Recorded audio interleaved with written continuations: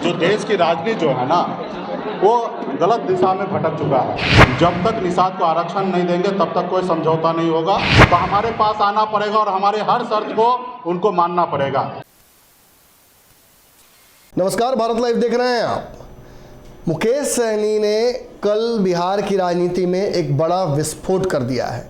दरअसल मुकेश सहनी किस तरफ हैं इसको लेकर लगातार संशय था। हम भी लगातार एनालिसिस कर रहे थे कि मुकेश सहनी भाजपा से उनकी बातचीत चल रही है तो कहीं ना कहीं वो भाजपा के साथ जाएंगे, एनडीए के साथ जाएंगे। लेकिन एकाएक मुकेश सहनी ने भाजपा के साथ हो रही वार्तालाप को रोकते हुए बिहार में एक बड़ा धमाका कर दिया है। वो एनडीए के साथ नहीं जा रहे हैं फिलहाल, ये भी उन्होंने फाइनल कर दिया है और साथ साथ ये भी कह दिया है कि वो बिहार के 40 सीटों पर लोकसभा के चुनाव लड़ने जा रहे हैं। अब ये कैसे हो सकता है? दरअसल मुकेश सहनी को कुछ दिनों पहले ही सिक्योरिटी मिली है। Y+ सिक्योरिटी मिलने के बाद मुकेश सहनी के साथ भाजपा के रिश्ते सुधर जाएंगे, ऐसा पॉपुलर ओपिनियन था। बड़े बड़े घरानों में मीडिया के ये खबर चली कि मुकेश सहनी अब एनडीए के साथ हो लिए हैं। हमने भी खबर चलाई थी। मुकेश सहनी की दरअसल बात एनडीए से हो रही थी। भाजपा के शीर्ष नेताओं से मुकेश सहनी की वार्तालाप लगातार चल रही थी। खगड़िया की सीट को लेकर मुकेश सहनी तैयारी भी शुरू कर चुके हैं। लेकिन इसी बीच एकाएक मुकेश सहनी ने ऐसा दावा क्यों किया? देखिए, इसे समझना होगा। दरअसल एनडीए में एंट्री मुकेश सहनी की हुई नहीं है, लेकिन मुकेश सहनी बिहार की राजनीति में सबसे स्पष्ट नेताओं में से एक है। जो कहते हैं मुंह पर कहते हैं, जो करते हैं सामने से करते हैं। उन्होंने कभी भी पीछे से राजनीति नहीं की है। भाजपा के साथ जब रहे तब मुखरता से ये बात कहते रहे कि हम उत्तर प्रदेश में चुनाव लड़ने जा रहे हैं, हमें बराबर का हक चाहिए और हमारे समाज के लिए आरक्षण जो देगा हम उसके साथ रहेंगे। लेकिन जब भाजपा से रिश्ते उनके खराब हुए तो उन्होंने कहीं ना कहीं महागठबंधन का सपोर्ट करने की कोशिश की, तेजस्वी यादव का सपोर्ट करने की कोशिश की। लेकिन तेजस्वी ने उन्हें भाव जब नहीं दिया तो कुर्नी चुनाव में उन्होंने प्रत्याशी तेजस्वी के खिलाफ भी उतार दिया। हालांकि मोकामा में और अन्य जगहों पर वो सपोर्ट कर रहे थे महागठबंधन को, लेकिन महागठबंधन में उन्हें एंट्री नहीं मिली फॉर्मली, तो उन्होंने फिर एक बार मोर्चा खोल दिया तेजस्वी यादव के खिलाफ। लेकिन लालू यादव को इस बीच लगातार वो अपना नेता और आदर्श मानते रहे। कल भी जब ईडी और सीबीआई के छापे लगातार पड़ रहे थे लालू परिवार के ठिकानों पर, तब मुकेश सहनी प्रेस कॉन्फ्रेंस में काफ़ी गरज रहे थे और वो कह रहे थे कि जो हो रहा है वो गलत हो रहा है, संवैधानिक संस्थाओं का दुरुपयोग नहीं होना चाहिए। ये बात वो तब कह रहे थे जब भाजपा के साथ उनके रिश्ते तथाकथित रूप से ठीक हो गए थे। तो एकाएक ऐसा क्या हुआ जिसकी वजह से वो 40 सीटों पर चुनाव लड़ने की बात भी कर रहे हैं, भाजपा पर हमला भी कर रहे हैं और साथ साथ ये भी कह रहे हैं कि ऊंट पहाड़ के नीचे आ गया है। यानी भाजपा को इस बात का एहसास हो गया है कि मुकेश सहनी के वोट के बिना उसको बड़ा एक जीत बिहार में मिलना संभव नहीं है। तो दरअसल हुआ ये है कि मुकेश सहनी एमएलसी चुनाव में भाजपा द्वारा एक भी सीट नहीं दिए जाने की वजह से नाराज हो गए हैं। मुकेश सहनी को इस बात का आश्वासन किसी बड़े नेता ने भाजपा के दिया था कि उन्हें हर जगह बराबर स्थान दिया जाएगा। हालांकि कल भाजपा ने पशुपति पारस को भी एक सीट जो देने की बात चल रही थी वो भी नहीं दी, चिराग को एक भी सीट नहीं मिली और किसी दल को एक भी सीट नहीं मिली। लेकिन इन सारे दलों ने अब तक इस पर चुप्पी नहीं तोड़ी है। अगर किसी ने चुप्पी तोड़ी और जो अपना विरोध दर्ज कराया तो वो मुकेश सहनी है। मुकेश सहनी ने ये स्पष्ट कर दिया कि अब उन्हें भाजपा के साथ गठबंधन नहीं करना है। फिलहाल कम से कम ये बात तय मान लीजिए। और उन्होंने ये भी कहा कि ये जो Y+ सिक्योरिटी है ये मुझे खैरात में नहीं मिली है। दरअसल इनपुट था और उस इनपुट के आधार पर गृह विभाग की तरफ से ये जारी हुआ है। इसमें भाजपा और मेरे बीच का कोई भी तार जोड़ने की जरूरत बिल्कुल नहीं है। मेरी बात भाजपा से हुई है या नहीं हुई है ये अपनी जगह पर है, लेकिन न तय मानिए कि मैं बिहार में 40 सीटों पर अपनी तैयारी शुरू कर चुका हूं और वक्त आने पर मैं 40 सीटों पर चुनाव लड़ूंगा। इसके साथ साथ एक बड़ा विवाद बिहार के राजनीति में शुरू हो जाता है। जहां चिराग पासवान पहले ही नाराज थे, वहीं अगर मुकेश सहनी भी नाराज आते हैं तो भाजपा जिस वोट बैंक को 24 में टारगेट करके चल रही है उस वोट बैंक से हमारी लगभग तय हो जाती है। भाजपा में जाएंगे आप, भाजपा में जाने की चर्चा तेज हो रही है। देखिए, ये चर्चा तो आप लोग करते हैं। सबसे पहले निषाद समाज, ये तो बात सही है कि ऊँट जो है पहाड़ के नीचे आ चुका है और हमें प्रधानमंत्री बनना नहीं है और हमारी लक्ष्य है कि निषाद को आरक्षण दिलाना।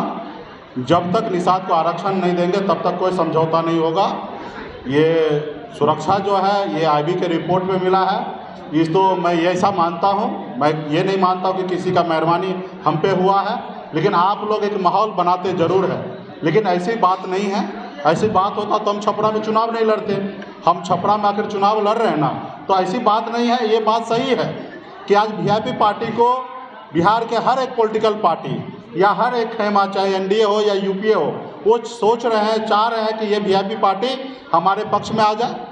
तो निश्चित तौर पे हमारी एक पॉलिटिकल पार्टी भी है और हमारे कंधे पे एक जवाबदेही है कि निषाद समाज के संघर्ष के लिए ये पार्टी बना। उनके हक अधिकार के लिए हमें काम करने का मौका मिला। पूरे बिहार के लोगों ने हमें नेता माना है, तो उनके लिए हम काम करें। और इसके लिए जब तक आरक्षण नहीं होगा तब तक इस पर बहुत ज़्यादा चर्चा करने की आवश्यकता नहीं है। और नहीं तो अगर आरक्षण नहीं होता तब फिर हम जाके आने वाला जो दिल्ली में शीतकाल सत्र जो होगा वहाँ तक हम समय का इंतज़ार देंगे। और वहाँ तक अगर नहीं होता तो फिर आने वाले समय में एक रणनीति बनाएंगे कि हमें बिहार में कैसे राजनीति करना, उत्तर प्रदेश में कैसे करना, झारखंड में कैसे करना। हमारे पास वो ताकत है कि यूपी, बिहार, झारखंड 3 राज्य में वीआईपी पार्टी कम से कम 20-25 सांसद पे लड़ेंगे। और 20-25 सांसद अगर जब बना लेंगे तो निश्चित तौर पे दिल्ली में हमारी चलेगी। और हमारे जो संविधान में जो हमें जगह मिला है, संविधान के दायरे में रहकर निषाद को आरक्षण हमें लगता है कि प्राप्त हो जाएंगे। ये बात आने, जिनको देश में प्रधानमंत्री बनना है तो वही ऊँट होंगे ना, जो जिनको पहाड़ तो हम हैं, हमारे नीचे आना ही पड़ेगा। अगर निषाद का वोट चाहिए तो हमारे पास आना पड़ेगा और हमारे हर शर्त को उनको मानना पड़ेगा। जिनको देश में प्रधानमंत्री बनना हो, चाहे वो एनडीए हो और या यूपीए हो। निषाद आरक्षण के बाद आप समय भी करेंगे, 24 के चुनाव के समय नहीं मिलेगा तो फिर आप साथ नहीं देंगे भाजपा का? तो भाजपा वाली बात ही नहीं हो रहा है। निश्चित तौर पे हमारी जो आरक्षण जिनको देने का दायित्व है उनको देना है। आप कुछ बोल रहे थे? सर, आप निषाद की बात करते हैं तो सारण में जो रेवेंसी कैंडिडेट आपने उतारा है उस पर आप क्या कहेंगे? हम चाणक्य के बहुत सारे किताब पढ़े हैं और मुझे लगता है कि हम उसी रास्ते पे हम चल रहे हैं। पार्टी जो होता है वो एक जाति का नहीं होता और पार्टी के सारे लोग तो हमारे साथ हैं ही। और हम जिनको खड़ा कर देंगे उनके पास वोट जाए और उस समाज का वोट आ जाए तब हम जीतेंगे। तो निश्चित तौर पे हम वो काम कर रहे हैं जो चाणक्य नीति में बताया है कि आपके पास एक वोट है और एक वोट दूसरे को लेके जीत सकते, तो वो काम आप पहले कीजिए। तो पार्टी को एक जाति का नहीं है, हम वहाँ पे जीतने के लिए लड़ाई लड़ रहे हैं, सिर्फ नाम के लिए नहीं लड़ रहे हैं। इस पार्टी में हर जाति धर्म को जगह मिल रहा है। एक सवाल है, आज जाएंगे पार्क जो सीएम नीतीश कुमार ने उद्घाटन किया, जाएंगे? नहीं, निश्चित तौर पे पार्क में जाएंगे और समय के देखेंगे। आज समय मिल गया तो आज जाएंगे, कल समय मिल गया तो कल जाएंगे। ये जो पार्क है वो बिहार के जनता के लिए है, बिहारी के लिए है और उसमें हम भी हैं। और बिहार के जो मुख्यमंत्री नीतीश कुमार जी हैं वो मेरे भी मुख्यमंत्री नीतीश कुमार जी हैं और मैं उनको तो मंच से मैं धन्यवाद भी दिया हूँ कि उन्होंने एक अच्छा काम किए। थोड़ा देर ही सही लेकिन वो अच्छा काम किए हैं कि जुब्बा साहनी जी का एक पार्क का घोषणा की है, एक प्रतिमा लगाए हैं, इसके लिए धन्यवाद।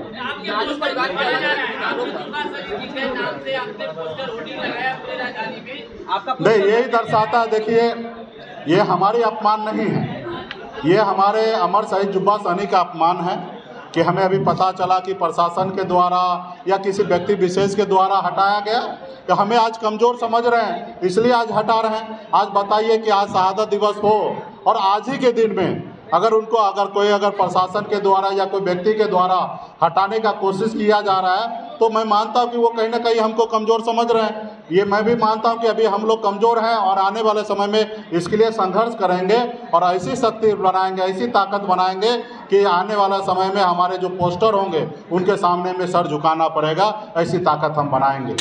मैं पहले भी कह चुका हूँ और अभी भी कह रहा हूँ कि खास करके मैं जो देश की राजनीति जो है ना वो गलत दिशा में भटक चुका है। जिनको बच्चे के लिए स्कूल खोलना है, जिसके बच्चे के इलाज के लिए हॉस्पिटल बनाना है, आज ये काम को छोड़कर मंदिर बनाने में लगे हुए हैं। तो और अपने पॉलिटिकल पार्टी जो है वो जनता के पर भरोसा करना चाहिए, ना ही कि अपने पॉलिटिकल पार्टी को डराना चाहिए। तो आज देश में इस तरीके का व्यवस्था बन चुका है कि अपने दुश्मन को टारगेट किया जा रहा है। ये नहीं कि आप जनता के बीच में अच्छा काम कीजिए और आप जनता का प्यार और स्नेह लीजिए, लेकिन आज जो देश में हो रहा है वो कहीं ना कहीं सही नहीं है। आप बताइए कि कितना साल पुराना केस है, ये देश की एजेंसी कहाँ सो रही थी, और इतने साल के बाद जो केस बंद हो गया उसको भी खोला जा रहा है। तो ये कहीं ना कहीं एक गरीब के नेता को, पिछड़े के नेता को कहीं ना कहीं ये परेशान करने का ये षड्यंत्र है। और मुझे लगता है कि हमारे आदरणीय श्री लालू प्रसाद यादव जी इस सब चीज़ से डरने वाले नहीं हैं और इस सब से झुकने वाले नहीं हैं। धन्यवाद। सर, आप ये कह रहे हैं कि बीजेपी डराने धमकाने की राजनीति बहुत करती बहुत है। धन्यवाद। अगर ये वीडियो पसंद आई और वह बिहार के राजनीति और बिहारियत से सरोकार रखेनी तो सब्सक्राइब बटन दबा के चैनल के सब्सक्राइब कर ली। ओजे एगो घंटी बा, ओकरा बटन दबा देला से कुल सटीक और मारक खबर रुआ मुफ्त में मिल जाई। अगर रुआ पत्रकारिता के हमनी के नया प्रयोग में सहयोग कर चाहतानी तो ज्वाइन बटन दबा दी। पेटीएम नंबर नोट कर ली 9386816700। धन्यवाद।